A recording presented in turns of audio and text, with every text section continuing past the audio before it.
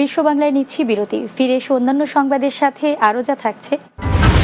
স্পেনের কাতালোনিয়ায় বিজনেস অ্যাসোসিয়েশনের আংশিক কমিটি অনুমোদন, শিপলু আহমেদ নিয়াজিকে সভাপতি ও জসিম উদ্দিনকে সাধারণ সম্পাদক ঘোষণা।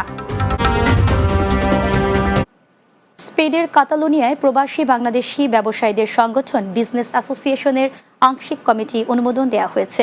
সম্প্রতি বার্সেলোনার কাসা বাংলা রেস্টুরেন্টে আয়োজিত এক সভায় এ অনুমোদন দেওয়া হয়।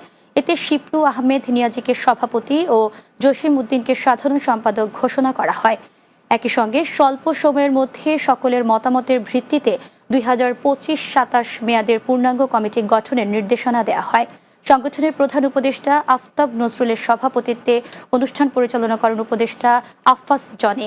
এতে অতিথি ছিলেন সাংবাদিক নুরুল ওয়াহিদ ও স্পেন বাংলা প্রেস ক্লাবের সাধারণ সম্পাদক লোকমান হোসেন।